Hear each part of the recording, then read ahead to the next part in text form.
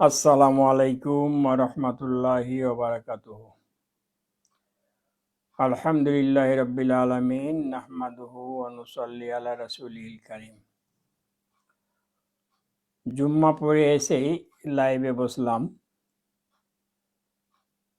খুব মনে দুঃখ নিয়ে লাইভে বসলাম। বসার কোনো চিন্তা ভাবনা ছিল না। শরীর খুব দুর্বল। কতদিন আপনাদের সামনে আপনাদেরকে বিরক্ত করতে আসতে পারবো জানি না। খুব কষ্ট করে রমজানের রোজা পালন করছি, আল্লাহ তৌফিক দিচ্ছে। কষ্ট করে নামাজ পড়তে গেলাম, একটা জিনিস খেয়াল করলাম, গত রমজানে খেয়াল করা হয়নি, জিনিসটা চোখে খেয়াল করতে পারিনি। আজকে খেয়াল করলাম,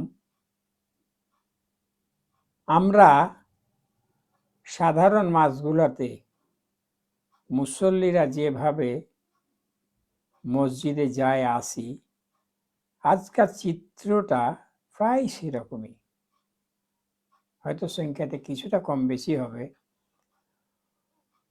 অনেক যুবককে দেখলাম 2 রাকাত নামাজ পড়ার পরেই বের হয়ে চলে গেল। অথচ তার ভিতরে আবার অনেকেই গিয়েছে খুতবা শুরু হওয়ার পরে। খুতবা শুরু হওয়ার পরে নামাজে মসজিদে ঢুকলে সেদিনের সব থেকে সে বঞ্চিত হলো। এটা আমি এই হাদিসটা নিয়ে আলোচনা করব না, অনেকেই জানেন, আলোচনা করেছি আমার গত ভিডিওগুলোতে। আমি খালি মূল কথাটা বলে আসল কথাই চলে যাব, মূল হাদিসটার কথা বলে। তারপরে 2 রাকাত মসজিদে সময় মতো গিয়ে 2 রাকাত নামাজ পড়লে মসজিদের হক যে 2 রাকাত নামাজ, সে 2 রাকাত নামাজ পড়েও যদি আপনি বসে যান, বসে থাকেন, সমস্যা নাই, কিন্তু আপনাকে খুতবার আগে যেতে হবে সব নিতে গেলে। ফরজ নামাজের পরে 4 রাকাত বলছে কাবলাল জুমা, যেটা আসল, এইটা নিয়ে অনেক মতভেদ আছে, অনেক কথাবার্তা আছে। তো লাস্ট আমি যেটা পেয়েছি আমার পড়াশোনার মাধ্যমে, আমার জ্ঞানে, বড় বড় স্কলারদের যেটা বেশি একমত, যে নামাজের পরে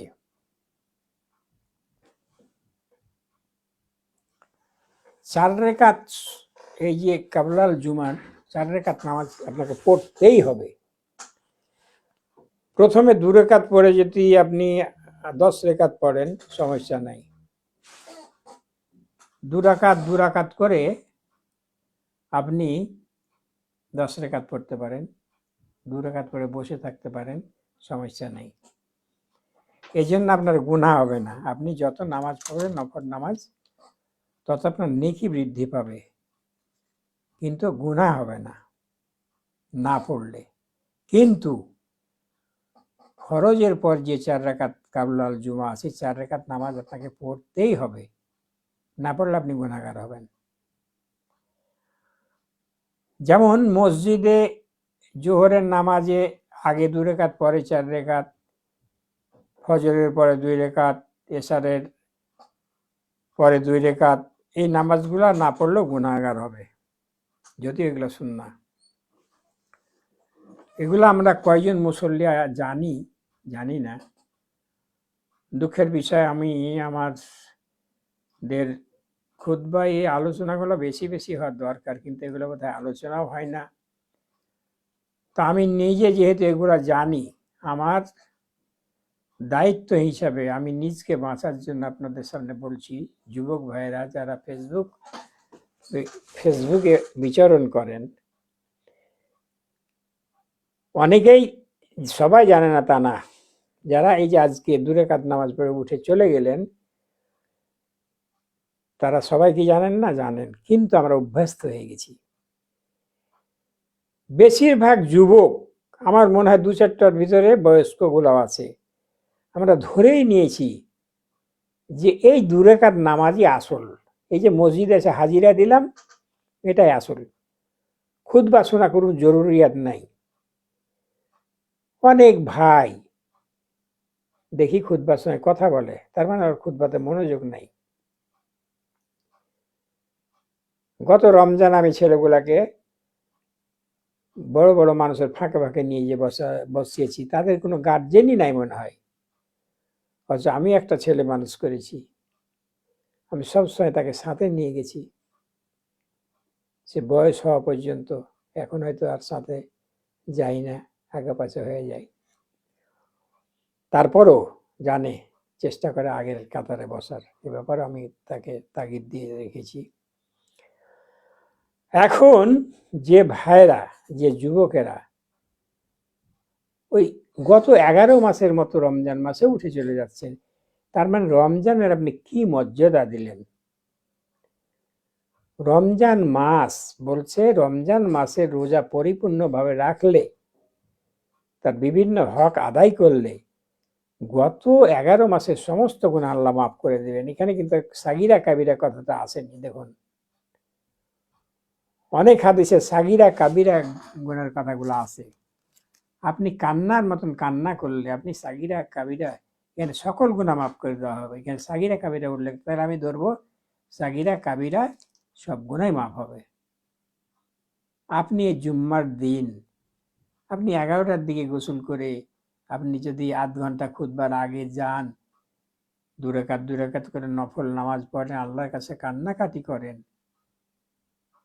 আল্লাহ আমি 11 মাস যে গুনাহ করেছি, এমন মানুষ তো নাই যে গুনাহ করবে না। এবং আল্লাহ জানে যে আমার বান্দা গুনাহ করবে, এই জন্য এই 11 মাস পর পর রমজান মাস দেয় তার গুনাহগুলোকে পুড়িয়ে শেষ করার জন্য। অথচ সে সুযোগ আমরা নিচ্ছি না।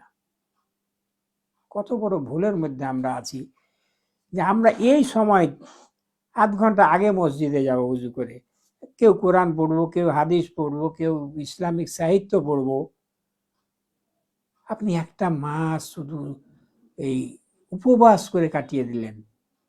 অনেক যুবক ভাইয়েরা দেখি নামাজও পড়েন না, এবং আজকে মসজিদে জুম্মার দিন যেতেই হবে এরকম একটা মানুষের ভিতর, যুবকদের ভিতর ধারণা হয়ে গেছে। যুবক কেন, বৃদ্ধরাও মসজিদে যদি না যায়, এই বয়সও জামাই হয়েছে, বউ হয়েছে, তারা কি বলবে, এরকম ভাব।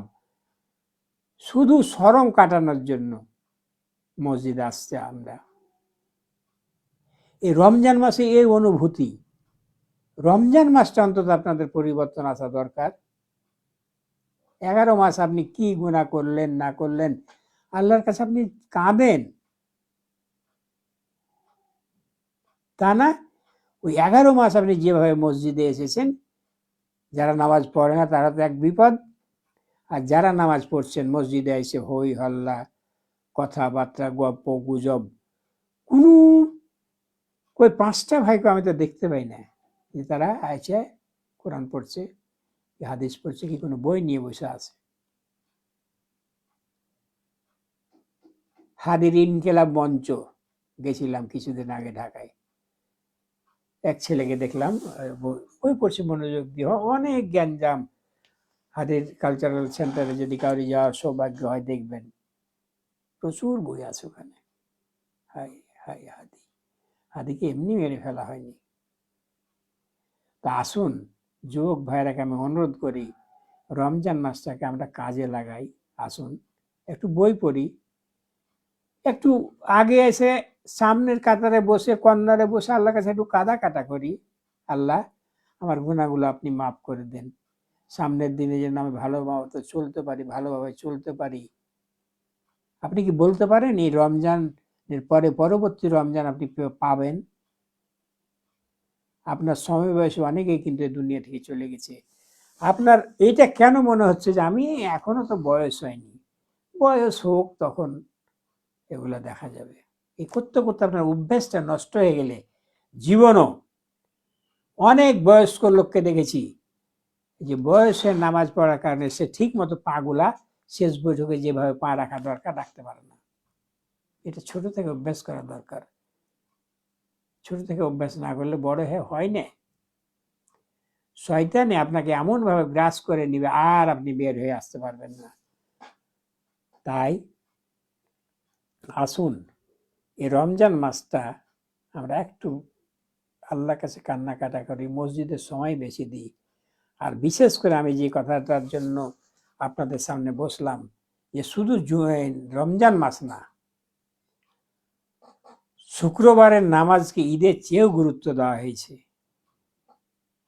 ঈদের চেয়েও গুরুত্ব দেওয়া হয়েছে।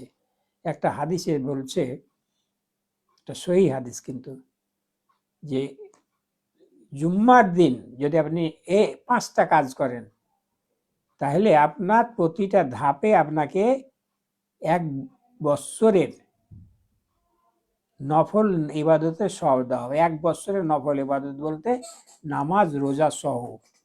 একটা মানুষ কিন্তু 365 দিন ইবাদত করতে পারে না, কিন্তু 365 দিনের আপনাকে সওয়াব দেওয়া হবে। কি করলে?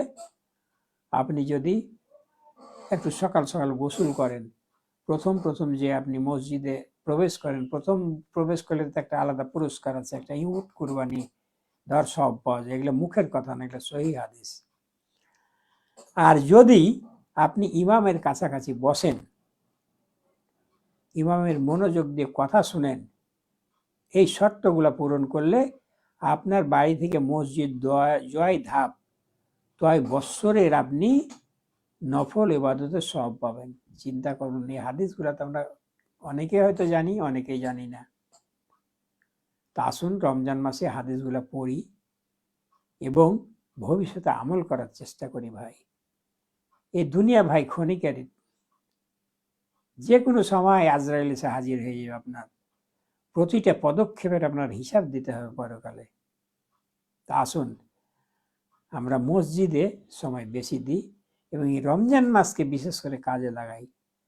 আর বিশেষ করে আমি একটা শেষ অনুরোধ করব, যে আমরা অনেক ভাই এখন প্রশ্ন করে, এক প্রফেসরকে সেদিনকে প্রশ্ন করলাম, তো বলতে পারেন যে না, আমি একটা খতম বাংলা দিয়েছি, আরবি এক খতম দিয়েছি মামা, আরবি খতম দিয়েছে, বাংলা না। আবার কেউ একটা আয়াত পড়লো, নিচে বাংলা পড়লো, একটা আয়াত পড়লো না, এটা পড়া আমি বলে করি জীবন আপনার ভিতরে কাজ করবে না। আমি বলবো আরবি পড়বেন, ঠিক আছে, আপনি আরবি পড়তে জানেন না, তাদেরকেও আমি বলছি যে নিচে যে বাংলা অর্থটা দেওয়া আছে, আল্লাহ কি বলছে, একটা গাইডলাইন দিয়ে পাঠালো আল্লাহ আপনাকে। আপনি এতদিন আরবি ছিল, যারা আরবি পড়তে জানেন না, আরবি পড়তে তো জানেন না, পড়লে বুঝতেও পারবেন না, কিন্তু এখন প্রতিটা ঘরে ঘরে আরবির নিচ দিয়ে বাংলা অনুবাদ হয়ে গেছে। এমন কোনো ঘর না যেখানে এই অনুবাদ কোরআন নাই। আপনি তো বাংলা পড়তে জানেন, আপনি যদি বাংলা পড়তে নাও জানেন, আপনার ছেলে জানে, মেয়ে জানে, বউ জানে, তাদেরকে দিয়ে পড়ান, জীবনে একটি খতম দেন। আরবি 1 খতম দেওয়া যত কঠিন, বাংলার ব্যাপারে তত কঠিন হবে না। আসুন, এখনো সময় যায়নি, আজকে 9 রমজান, আপনারা দয়া করে বাংলা কোরআনটা খতম দেন, না হলে কিয়ামতের দিন আপনাকে আল্লাহ অন্ধ করে উঠাবে। এটা ওই ওই কোরআনের আয়াত যখন আপনি বাংলা পড়বেন, আমার এই কথাটা পাবেন, আপনাকে কিয়ামতের দিন অন্ধ করে উঠানো হবে। আপনি বলবেন যে হে আল্লাহ, আমি তো পৃথিবীতে দেখতে পেতাম, এখানে অন্ধ করলেন কেন? বলবে যে তুমি ওই চোখ দিয়ে আমার কোরআন দেখোনি, আমার দিনের যেগুলো বিধান ছিল সেগুলো তুমি চোখ দিয়ে দেখোনি, কাজেই তোমাকে আমি কিয়ামতের দিন অন্ধ করে রাখবো। চিন্তা করেছেন? তাহলে আপনার বাংলা হওয়ার পরও আপনি সারা জীবন কাটিয়ে দিলেন, অথচ একবার খতম দিলেন না। আল্লাহ কি আপনাকে ছাড়বে? একটা গাইড দিয়েছিল, তুমি কিভাবে পালন করতে পারবো কি পারবো না সেটা পরের কথা। আমি তো পড়লামই না, আমাকে আল্লাহ কি কঠিন বাঁধনে বেঁধেছে, কি কঠিন শর্ত দিয়েছে, কি সহজ শর্ত দিয়েছে, আমি তো পড়লামই না। সারা জীবন নামাজ পড়লাম, ফাতিহা সূরাটার মানে ধরলে আপনি পারবেন না বলতে, তাহলে আপনার এই নামাজ কি কাজে লাগবে? তা আসুন, আমি শেষ অনুরোধ আপনাদের কাছে রাখছি যে এই রমজান মাসে আসুন, যারা আরবি জানি তাদের জন্য আমি বলবো যে আগে আপনি বাংলাটা খতম দেন, তারপর আরবি পড়েন। যে উদ্দেশ্যে আমরা কোরআন খতম দিচ্ছি, আসলে এই জন্য কোরআন নাজিল হয়নি। কোরআনকে জেনে বুঝে পড়ার এবং সেই মোতাবেক চলার জন্য কোরআন নাজিল হয়েছে। তা আসুন আমরা আজকে থেকেই কোরআন তেলাওয়াত, বাংলা কোরআনটা খতম দেওয়ার ইচ্ছা পোষণ করি। আশা করি আপনারা আমার এই অনুরোধ রাখবেন। আল্লাহ আপনাদেরকে আমার কথাগুলো বোঝার তৌফিক দান করুন। আসসালামু আলাইকুম ওয়া রাহমাতুল্লাহ।